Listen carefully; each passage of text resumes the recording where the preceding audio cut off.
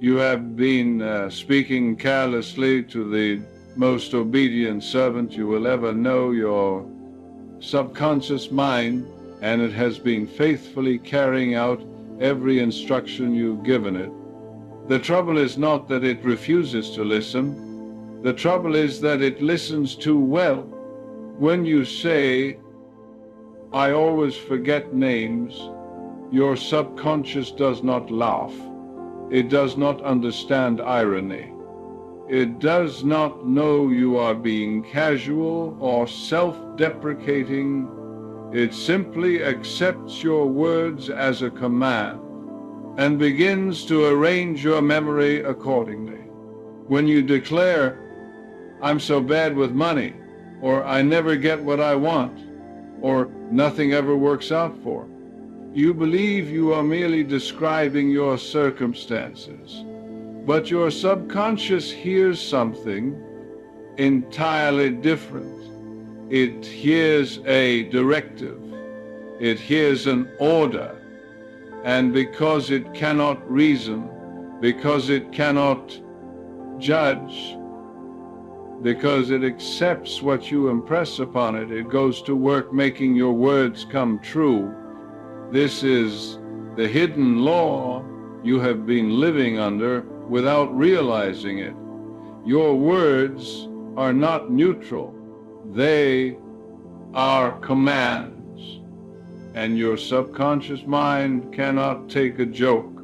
Most people move through life speaking without awareness of the power they are wielding. They complain, jest, exaggerate, and criticize, believing these are harmless expressions of emotion or humor. They do not realize they are programming the deepest level of their being. You see, the subconscious mind operates beneath the level of your conscious reasoning. It does not analyze your words for tone or context. It does not distinguish between what you say in jest and what you say in earnest. It does not filter sarcasm from sincerity. It simply receives the impression and acts upon it. If you habitually say, "I'm terrible at public speaking," your subconscious accepts this as fact. It does not debate you. It does not ask, "Are you sure?" It begins to create tension in your body when you stand before others. It recalls every past stumble and magnifies it. It closes your throat and quickens your heartbeat, not to harm you, but to fulfill the instruction you have given. This is why so many people wonder why their lives reflect the very things they claim they do not want. They say they desire health, yet speak constantly of their aches and limitations. They say they want abundance, yet joke about being broke or curse their bills with resentment. They say they seek love, yet describe themselves as unworthy or damaged. The subconscious does not hear your desire. It hears your declaration. Think for a moment about the phrases you repeat most often about yourself. "I'm always late. I can't help it. I'm just anxious. I'm not creative. I'm not the lucky type." Each of these statements, spoken casually and without thought, becomes a blueprint that your subconscious follows with absolute fidelity. You may protest and say, "But I'm only being honest. I'm only describing what is true." And here is where understanding must come. What you call truth is often only a habit of thought that has hardened into belief. You have spoken it so many times that your subconscious has made it real. And now you point to, the evidence and say, you see, it is true. But the truth is, you created the evidence by your habitual speech. There is a profound difference between observing a condition and cementing it with your words. When you say, I am sick, you are not merely reporting a fact, you are instructing your subconscious to continue the pattern of sickness. But when you say, I am recovering, health is my natural state, you give a new command and your subconscious begins to work toward that end. Have you noticed how belief changes everything once you feel it deeply? The subconscious mind is the builder of your body, the architect of your circumstances, and the faithful servant of your habitual thinking.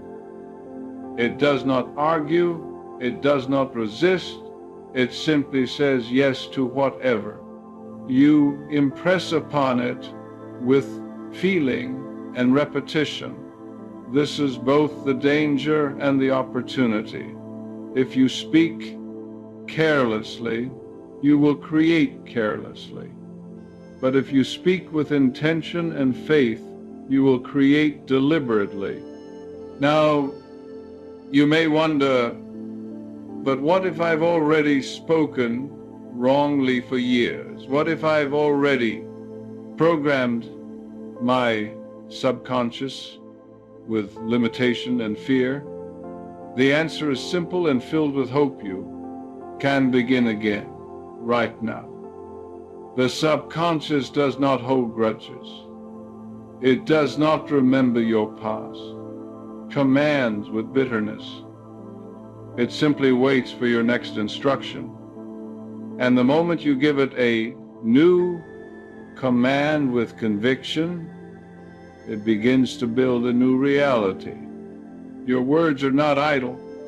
They are seeds planted in the fertile soil of your subconscious mind, and every seed brings forth after its kind. And here is where understanding becomes power. The subconscious mind is not merely a psychological mechanism. It is the creative medium through which the infinite expresses itself in your life.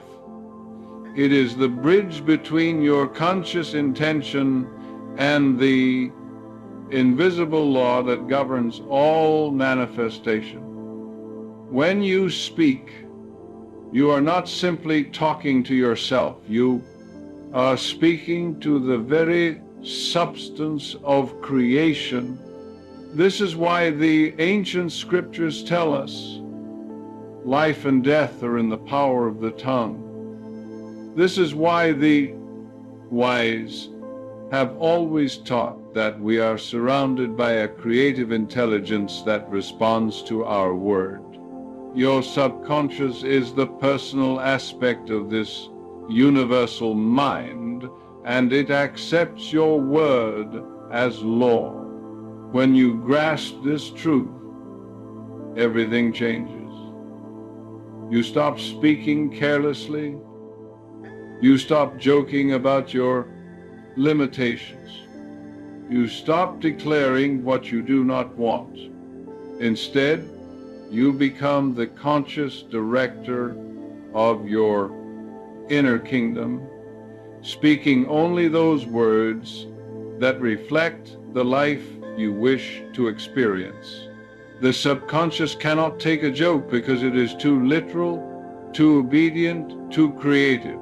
It builds exactly what you tell it to build. And when you finally accept this, you stop being a victim of circumstance and become the author of your experience. What you accept inwardly, you experience outwardly. Now let us turn to the practical application of this truth. How do you speak rightly to your subconscious mind? How do you give it commands that serve your highest good? First, You must become aware of your habitual speech. For the next few days, simply notice the things you say about yourself, your life, your body, your finances, your relationships. Do not judge yourself. Harshly, simply observe.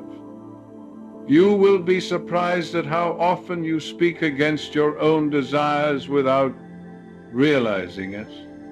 You may catch yourself saying, I can't afford that, or I'm so stupid, or things never work out for me. These are not neutral observations. They are commands, and your subconscious is listening. Once you become aware, you can begin to choose differently. This does not mean you deny reality or pretend that challenges do not exist. It means you stop reinforcing the negative condition with your words. Instead of saying, I am broke, you might say, I am open to new avenues of abundance. Instead of saying, I am sick, you say, every cell in my body is renewing itself in perfect health. Instead of saying, I never get what I want, you say, the universe is always working in my favor. Do these words feel false at first? Perhaps. But that is only because you have been affirming the opposite for so long. The truth is not found in your current condition.